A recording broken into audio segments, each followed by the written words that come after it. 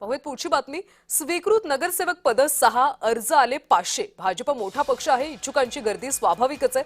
पक्ष नेतृत्व योग्य तो निर्णय घेईल, प्रामाणिक काम करणाऱ्या पदाधिकाऱ्यांना संधी दिली जाईल। नाशिक भाजप शहराध्यक्ष सुनील केदार यांनी ही प्रतिक्रिया दिली। आणि या सगळ्या मुद्द्यावर भाजप शहराध्यक्ष सुनील केदार यांच्याशी बातचीत केली आमचे नाशिकचे प्रतिनिधी किरण गोटूर यांनी। एकीकडे महापालिका निवडणुका झाल्या त्यावेळेस सुद्धा इच्छुकांची मोठी गर्दी होती। आता देखील स्वीकृत नगरसेवकांसाठी 500 लोक इच्छुक आहेत। कसं हँडल कराल? स्वीकृत नगरसेवकासाठी इच्छुकांची संख्या खूप आहे, हे बरोबर आहे।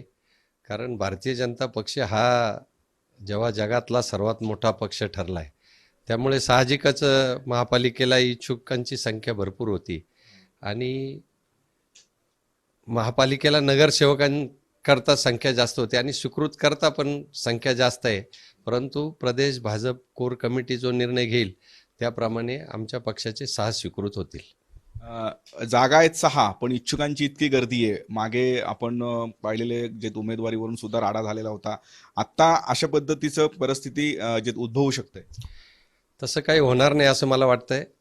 कारण शासकीय समित्या आहे, विशेष कार्यकारी अधिकारी पद आहेत, त्याची पण नेमणुका होणार आहे आणि या सरकारने, देवेंद्र फडणवीस साहेबांच्या सरकारने विशेष कार्यकारी अधिकारीचे जे पद आहेत त्यांच्याकरता थोडे अधिकाराचे बदल केलेले, म्हणजे त्या पदाला महत्त्व येईल, त्यांना काम मिळेल अशा पद्धतीचे ते पण बदल केलेले।